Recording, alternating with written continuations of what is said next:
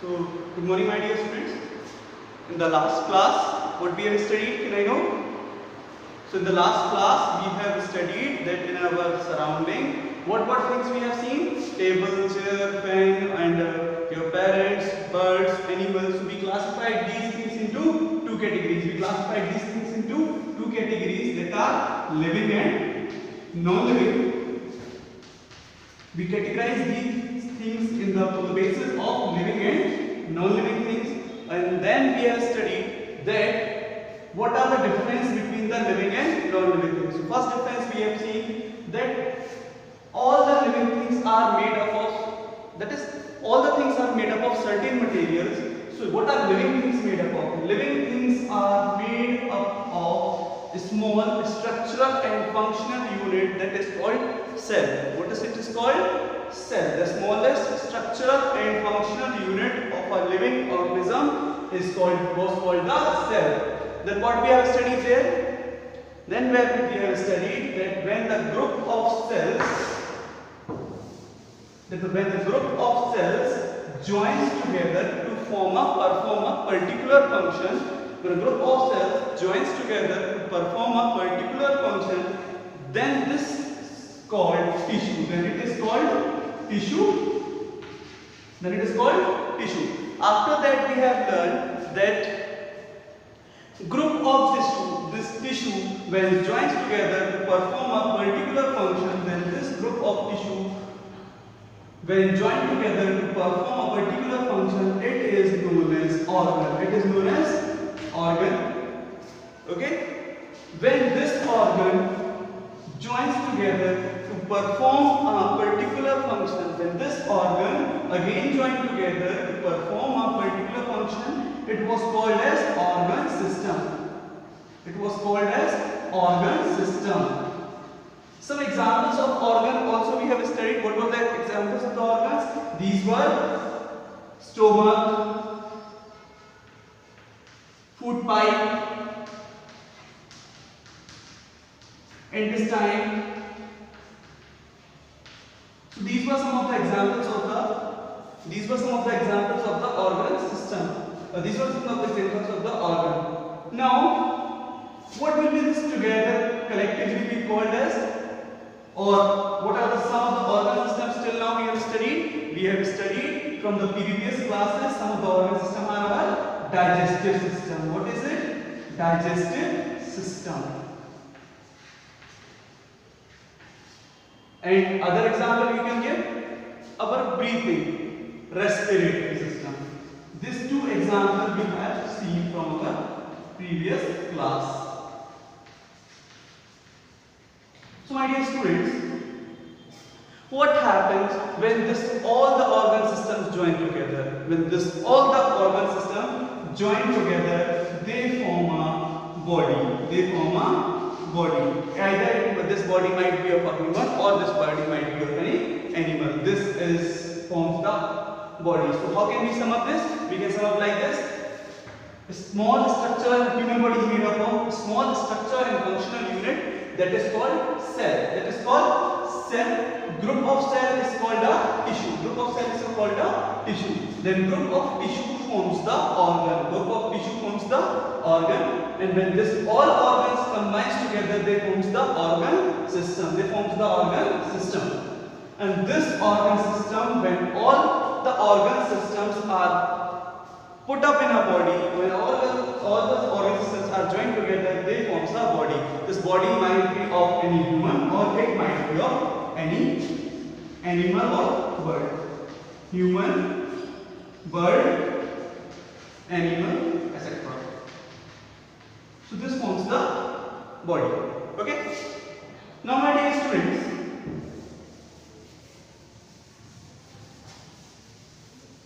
on the basis of cell, organisms are classified under two categories. On the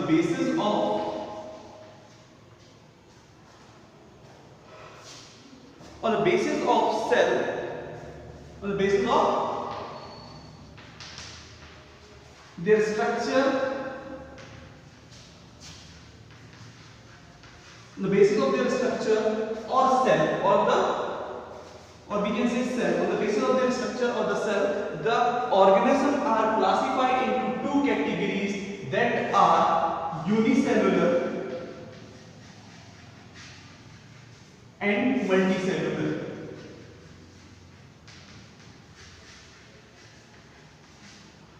As from the word itself, you can see what is the meaning of uni. Uni means one. Uni means one. What is the meaning of uni? Uni means one. Cellular means made up of cell. Made up of cell. So organisms that are made up of one cell, organisms that are made up of one cell are called unicellular organisms. How can we define them? Organisms that are made up of one cell are called the unicellular organism. Whereas here we will come. So multi means more than one. Multi means more than one. And again cellular means made up of cell. Made up of cell.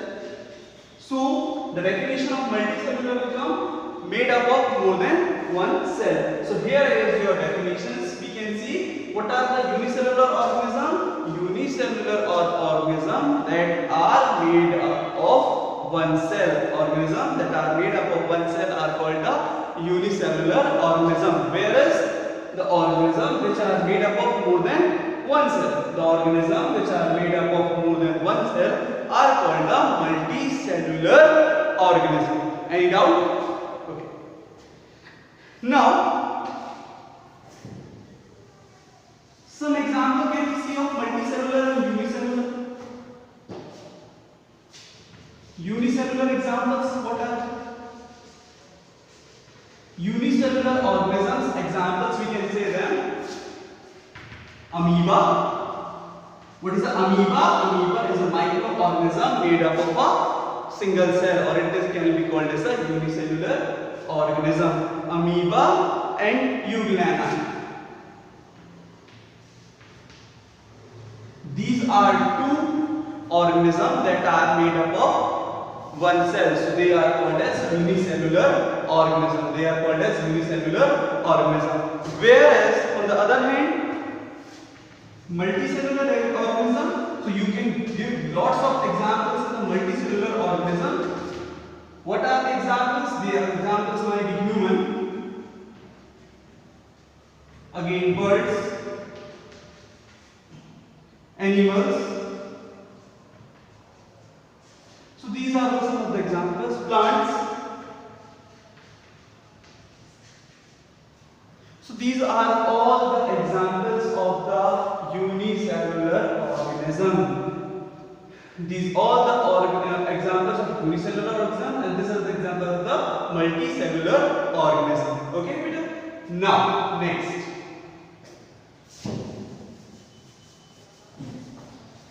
Next, what is the difference between, next topic we are going to see, what is the difference between what are the characteristics of the living things? The another characteristics of the living one are, living things move. Living things move, or they respond to stimuli. Either the living thing moves and respond to stimuli.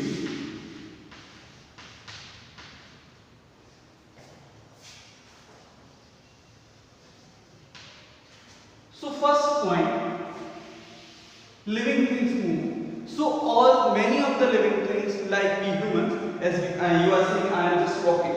I am walking. This means I am moving. I am raising my hand. This means I am moving. Birds are flying in the sky. Animals used to walk. Animals used to run. So this means that all the living things move. All the living things move. Now the question arises, sir, I have seen that truck and car also move. So why they are not called as living things? Truck and car also move, but they are not moved by themselves. They are not moved by themselves. They need certain instructor, or we can say a driver, to move that particular vehicle, or we can say object. So that's why only living things move by its own self. Other non-living things need someone or someone to move them. Okay. Just for example, if I want to pick up, I have to pick up it by own. Okay. This duster will not move by itself.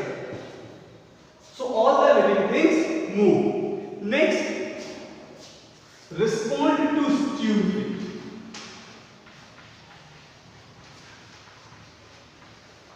This is a very important point. Have you seen that trees shed their leaves? Have you seen that trees shed their leaves? What happens to them? Trees shed their leaves as there is a change in the environment, and when there is a certain change in the seasons, and when the seasons change, you have seen that trees shed their leaves. So this can be given as an example of stimuli. So what is a stimuli? When there is a change in the environment. What is a stimuli? When there is a change in this environment, and due to that change, any living organism shows certain changes. When there is a change in environment, and due to which any organism shows certain changes, then this change in the environment is known as stimuli. Then certain changes known as stimuli. So in a simple word, if I want to define, so I will define that the stimuli is the change in the environment. What is a stimuli? A stimuli is the change in the environment due to which there is a change in the activities of a organism. When there is a change in the environment, so there is a change in the activities of an organism. So this change in environment is known as stimuli. This is change in its environment is known as stimuli. On the other hand, respond. See, change in season we can say as the season has changed, it will be called as stimuli. The season changed, it is called stimuli. Next, trees had shed their leaves. Due to change in environment, trees had shed their leaves. So shedding of leaves will be called as response. Will be called as response. What response the trees have shown? The trees have shed their leaves due to change in environment. Shading of the leaves will be called as response. So again I will explain this example. When the seasons changes, so change in season will be called as stimuli. The change in season will be called as stimuli. And due to this change in season, trees started shedding their leaves. So the shedding of their leaves will be called as their response towards the environment. So change in environment is stimuli. Change in activities of living organism is response. Have you got this? Okay, next.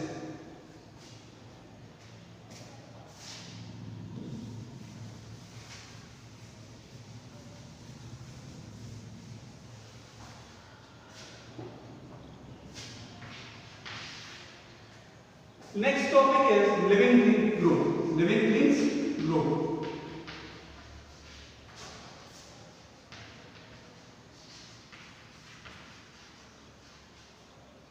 So we have seen when we were child, we used to be very small. But due to growing of our age, our height increased, our health increased, and our hairs also started growing. So our nails grow due to change.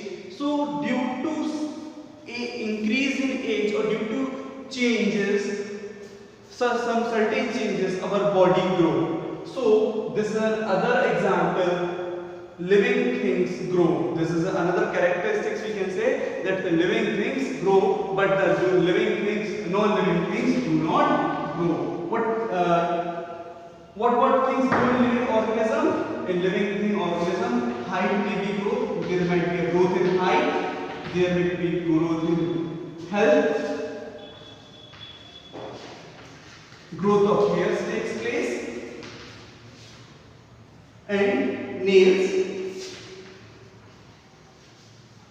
also grow. So there are certain things that take growth in the living organism. There is a certain things that take growth in a living organism But in non-living things, these non-living things,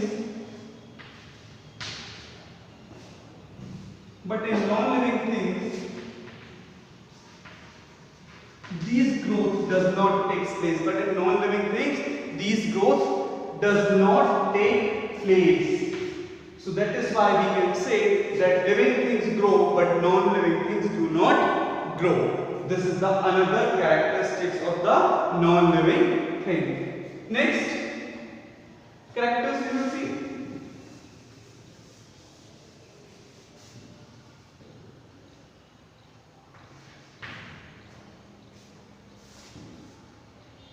Living things excrete. Living things excrete. What is the meaning of word excrete?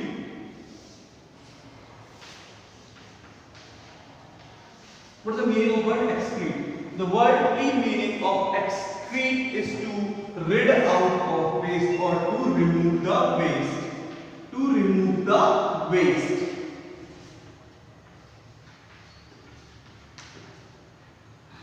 So, living things remove waste material from the body. Living things remove the waste material from the body. What is the waste material? Now, you know, we take food. All the humans require food. We need food for our survival. We need food for our survival. So, when we take food, what happens? All the nutrition, suppose this is our food. These are our food. So all the nutrients are absorbed from our food. All the nutrients are absorbed from our food. When all the nutrients are absorbed in our food, what remains? Only the waste material remains. Only the waste material or waste product remains. When nutrients are absorbed, what happens? Waste material remains. So this waste material is to be removed out from the body. This waste material is removed out from the body. So whenever this waste material is removed out from our body, through what examples we can see waste material is removed? In the form of urine.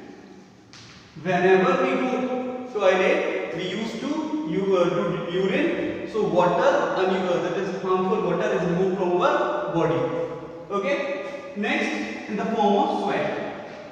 In the form of sweat, as now I am sweating. So in the form of sweat, waste material is removed from the body. Next, in the form of, we can say, we used to go early in the morning, so we used to remove the waste material there also. So all living things excrete, but that is remove waste from their material, but non-living things do not excrete. Non-living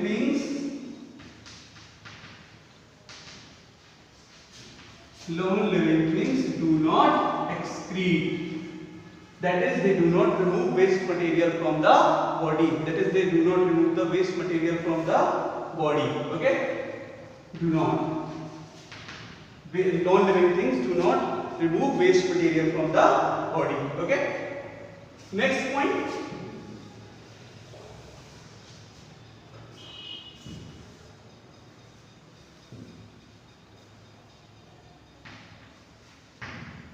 Living thing respire.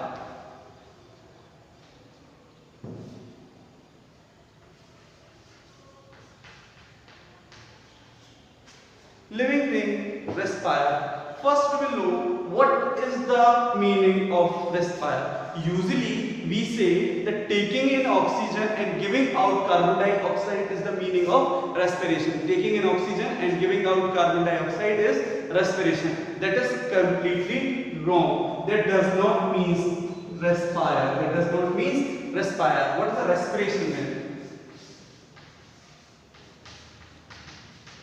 What is the respiration? Respiration is the process of, what is the respiration? The process of breakdown of food. What is the respiration? Respiration is the process of breakdown of food release energy. Breakdown of food to release energy with the help of oxygen. With the help of oxygen. So why we require oxygen? To break down our food with the help of oxygen.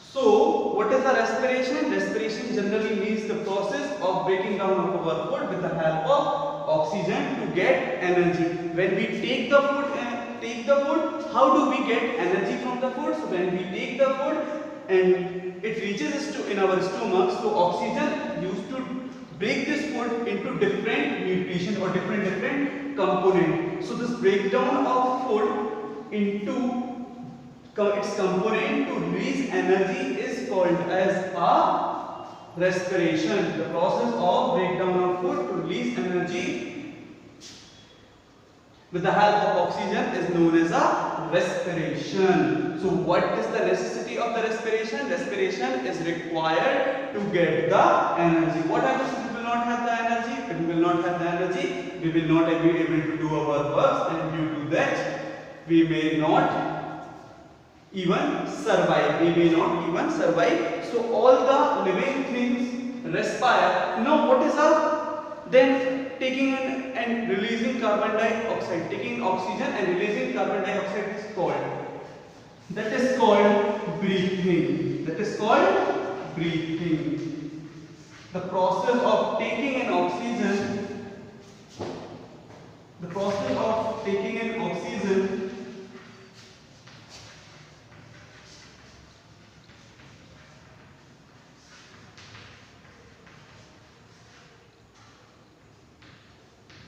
process of taking in oxygen and releasing carbon dioxide.